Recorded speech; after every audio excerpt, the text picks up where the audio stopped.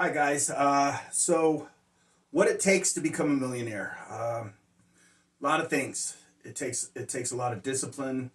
It takes a lot of unflinchingness, the willing to keep going when things aren't going right, the ability to learn. You have to start learning skills, uh, and those are in different areas. I mean, whatever your area of strength is, that's what you want to focus on. That's where you want to keep going. That's what you want to push for. It takes a lot of those. It takes desire. It takes the discipline. You have to have a mindset, and you have to overcome disasters because you're going to have disasters. They happen all the time, and you're just going to have to develop the mindset to overcome them. You have to. It's just one of those things. There's going to be hardships that come up in life. It's just the way life is, and so that's what we're going to get into a little bit about these videos. We're going to start with that. We're going to go into the mindset of a millionaires, what it takes to keep going and going and going. So I'm going to start with my story. We all have a story. Mine is tough too. I mean, I've had a really tough time to get to where I'm at today. And I'm not a millionaire yet, but I'm on my way. And the transition is what I'm talking about. Those steps that have to be taken. The life that you have to start living. Because there is a certain life that you have to live, and you have to stay committed to that life. You just do. There's no other way. So anyway, to start, my story. My story starts from prison. One of those guys. I went to prison for drugs. I was involved in drugs, and I got caught. And this was October 31st, because it was Halloween. I went to jail on Halloween in 2010. So that's where this starts. That's kind of what changed my life. And went to prison. I remember getting arrested, thinking, fuck, this is a mess. This sucks. And then you go to jail. There's a long process of sentencing. So you wait to be sentenced. And that's like your big day, right? Like sentencing. So I go to sentencing. I remember being there. And I remember my sister and my mom were there. And the judge, he sentenced me to 12 years. And it was devastating. I didn't know you're lost. I mean, you feel hopeless. And I remember the toughest part for me was looking back and seeing my mom and my sister devastated. And it was tough. That was a tough thing. It was a tough thing to really.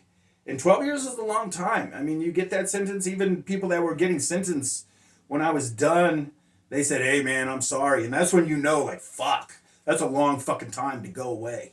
So that's where it started. And then that life starts. You start living that life because you don't have a choice. That's where you're at. So a lot of things happened that were good for me in prison. I got lucky. I decided with real small steps to change. And, some of those things that happened where I met a person in there. We're going to call him Amigo because I don't want to use anybody's names. But I worked in the kitchen, and I worked in what's called the dish pit, right? So everybody that eats all their trays went through me and a couple other guys. And one of those guys, Amigo, was working with me. And we used to joke and laugh and talk. You work together every day. So you become kind of friends. And he was a Mexican guy, didn't speak very good English, could hardly say a couple words here and there. And we became friends, and he said, "Ron, will you teach me English?" And I thought it was a joke. I said, "Yeah, sure, absolutely. Let's learn some words, And I said, "Do me a favor. Once we're done, we're going to go to lockdown. And after lockdown, we got free time, about 9 in the morning. And I said, amigo, come by after free time, and we'll study for about a half hour to an hour, and we'll take it from there.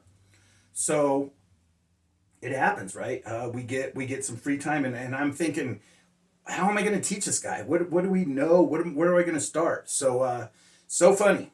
We started with our ABCs. So here, me and this guy, A B C D E F G, and so we started with the ABCs, and he started progressing, and I started getting him like kids books. I started getting him like kids books. I'd go to the library, I would grab a kid's book. The dog runs fast. Repeat it. The dog runs fast. And I started teaching him a little bit like that, and we started getting better and better. He started getting better and better at it, and it was.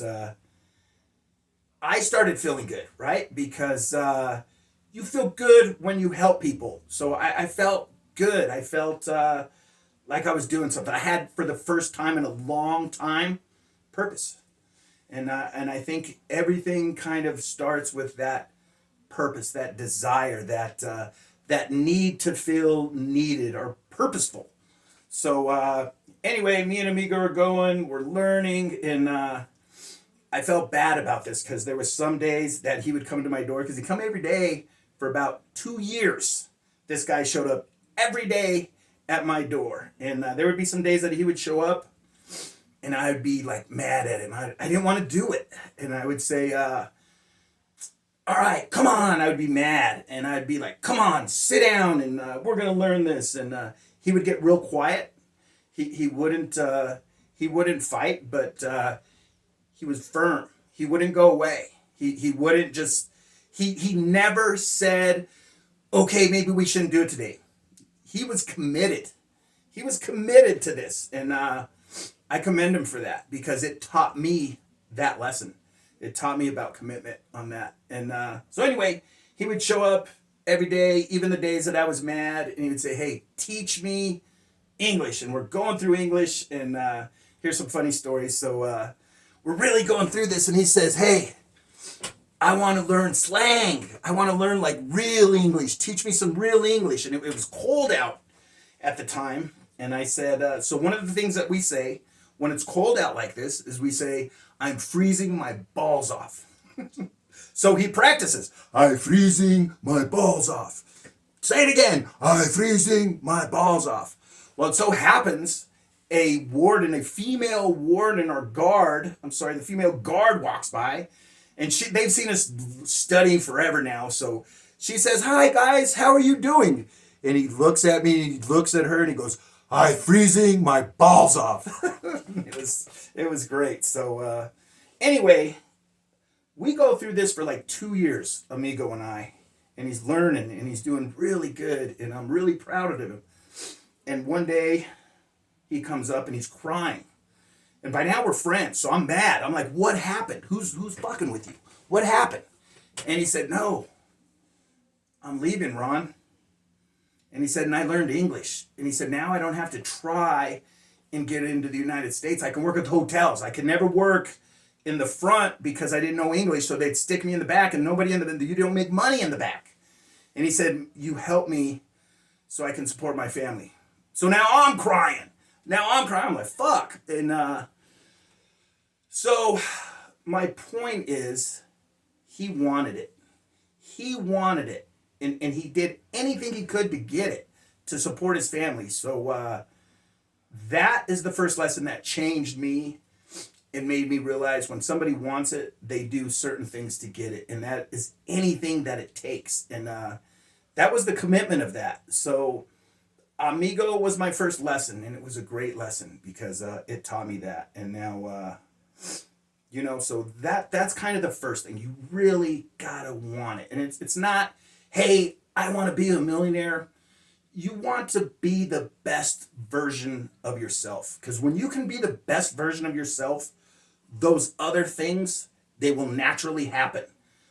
You'll naturally get out of life money and success. And you just start reaching a higher plane of living. And here's another thing. People always ask me, hey, do you manifest it? Can you manifest shit? And no. I don't believe in that. And a lot of people may argue with me and say, yeah, you can manifest it. To a certain extent, you can manifest things, but you have to take an action. You have to progress to the next level of being that person who can make the money or who can do the task that's required on there. So anyway, I'm gonna get into some funny stories real quick about prison because I think it was my start, and I think there was a lot of funny things that happened there. So in prison, mail is a big thing. You get mail, Fresquez. Oh shit, I got some mail. So you go get your mail. It's a big deal in there. So I'm sitting there and I'm fairly new, and they call out my name, Fresquez, and I'm up in my cell, and one of my friends says, "Hey, you got mail, bro." And I'm like, "Oh shit, right on." Because when you get mail, you just think you get a pay, J pay, you get some money. So I run down there to go get my mail, and it's a letter from my mom. So I'm excited. Yes, Mom, thank you. And I take it back up to my cell, and I open it up, and inside are my bills. She sends me my bills. And I'm like, oh, fuck. Mom sent me my bills. I didn't get no money. She sent me my bills. And she said, Hito, you need to write these people and let them know that you're in jail and you can't pay them. Oh, my God. So I was terrified of mail for like a month. Anytime they said mail, I'm like, oh, shit, it's going to be another bill. So, super funny. It's just shit that happens, right? And another funny thing that happened when I was in there. There's a few of them, and I'll only get into a couple of them. But after I'd been there for a long time, I got my mom to send in song lyrics. I really got into song lyrics. It's just one of those things when you're in there and you have a lot of time, you get into weird things. Mine was song lyrics. So I would have her send in, I was classic rock, but I liked everything. The Eagles, the Stones, Led Zeppelin, all these great songs, country songs, pop songs, everything that if I thought the words were good, send it in to me.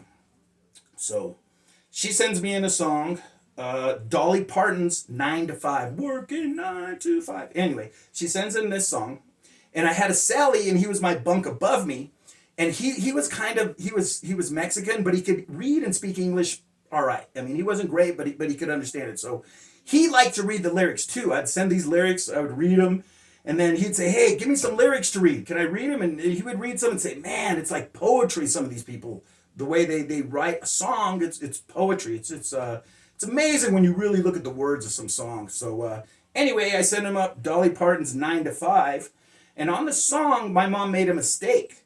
She put the song title, "Working 9 to 5," but when she did all the lyrics, she accidentally put "Working 9 to 6." So he's reading it and he says, "Ron, I have a question here. I don't understand. The song is titled 9 to 5, but on the lyrics it says working 9 to 6. Why?" And I said, "It's very simple." I said, "Here in America, we get an hour lunch." We have a whole, and he said, "Oh, we do." After that, he was, "Oh, America, we're the best. We get an hour lunch." So, very funny story. But back to the point, what it takes to be a millionaire. It takes a lot of trials and a lot of errors, a lot of going through what I was talking about, the story of Amigo, learning the want, learning that I want this so bad. And it's not, again, I'm going to reiterate this, it's not the want of the money, it's the want of being the best version of you. That's what you need to want. Don't focus on trying to get the money. Focus on being the best version of you and who you are. You really got to dive deep into finding who you are. So this is the first take. I'll be making a series of these videos, but this is the first one, and I hope this will inspire you, and I hope it'll at least get you thinking, activated to be the best version of you. And later on, as we talk, we'll get into more stuff on what I've done to trying to be the best version of me. And there's still a ton of stuff that I need to work on, but things are really good.